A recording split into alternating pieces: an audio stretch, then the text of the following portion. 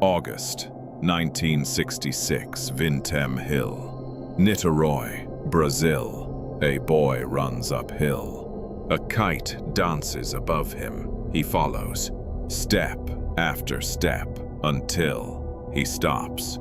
Two men, perfectly still, not hidden, not buried, simply waiting.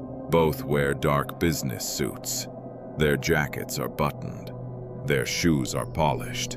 Everything appears orderly, almost deliberate. Then, the boy notices their faces, or rather, what covers them. Sheets of lead, cut by hand, bent to fit over the eyes. No straps, no lenses, no openings. Just heavy metal, resting where sight should be. No blood, no bullet wounds, no broken bones, no obvious violence, nothing suggesting panic, nothing suggesting escape. Only silence and questions. Questions that have survived for decades. Questions that no investigation has ever answered. Tonight, we reopen that forgotten file. Piece by piece, evidence by evidence, theory by theory, here, at the missing ledger, the place where abandoned mysteries are opened once more.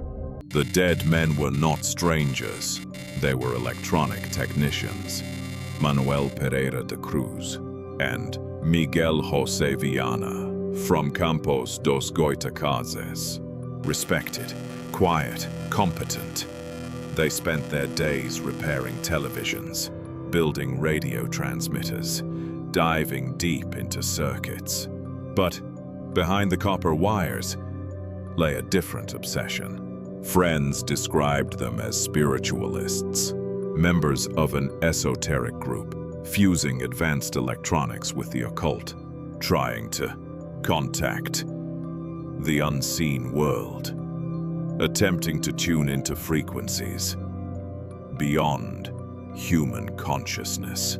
On August 17th, they left their hometown. They told their families they were buying components, building supplies for their work, but they carried a massive amount of cash, far more than needed for simple electronics, roughly 3 million cruzeiros. They boarded a bus to Niterói, a town hundreds of kilometers away. Witnesses saw them during the journey. They looked focused, calm, but anxious about the time, checking their watches constantly, as if keeping an appointment with the impossible. Let us piece together the last hours. They arrived in Niterói at 2:30 p.m. The sky was turning black. A vicious rainstorm was brewing. Yet, they didn't rush to an electronics store. Instead, they walked into a local shop. They bought identical heavy waterproof raincoats. Next stop, a small bar. They bought a bottle of mineral water. The receipt was found later. It contained a strict condition: a return deposit for the empty glass bottle. The clerk noted something odd. Miguel appeared extremely nervous, checking his watch again and again. Around 3:15 p.m., they reached the foot of Vintém Hill. They began their ascent, walking directly into the dense, muddy brush under a torrential downpour. Why hike up a steep, dangerous hill in business suits and raincoats during a storm? A local security guard saw them going up. He noticed they looked determined, like men on a mission. This was the final human sighting of Manoel and Miguel. Alive. 3 days later, the boy found them. The police investigation began, and the anomalies multiplied.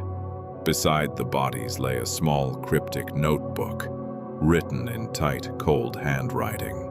The instructions inside were chillingly precise. The note read, "Exactly 16:30, Be at the agreed place.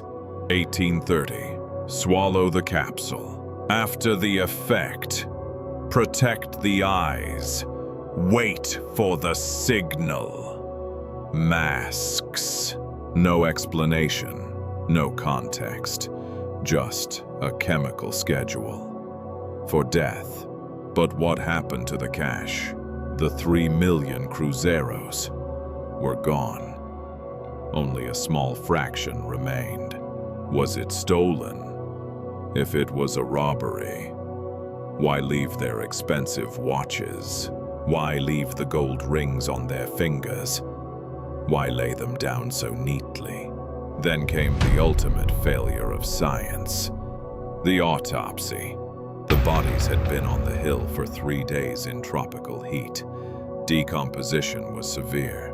Crucially, the coroner performed no toxicological tests. None. The internal organs were not analyzed for poisons or radiation. The official cause of death: heart failure. A scientific dead end. The vacuum of evidence sucked in the wildest theories.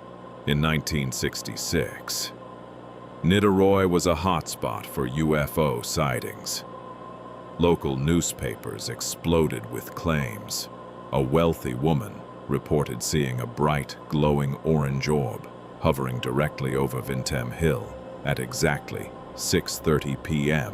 on August 17th, the exact time the men were supposed to swallow the capsules.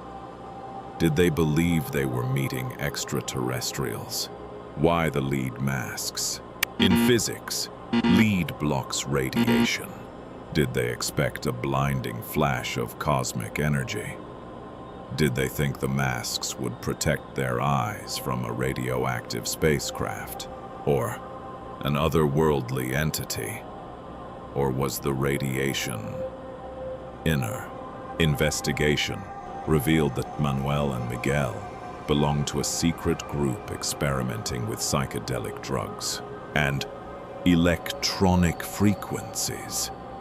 They believed that by consuming certain chemicals under intense electromagnetic fields, they could open a gateway to another dimension. This wasn't a double suicide. It was a scientific test. That went horribly wrong. The capsules likely contained a lethal dose of toxin, disguised as a spiritual catalyst. 60 years have passed. Vintém Hill has grown silent. The money was never found. The true chemical inside the capsules remains a mystery. Manoel and Miguel left behind an architecture of absolute confusion. Imagine standing on that dark, rain-soaked hill, the storm howling around you, swallowing a capsule, slipping cold, heavy sheets of lead over your eyes, blinding yourself on purpose to see the ultimate truth. Did they realize they were dying? Or did they believe they had successfully tuned into a frequency that never allowed them to come back? The final page remains missing.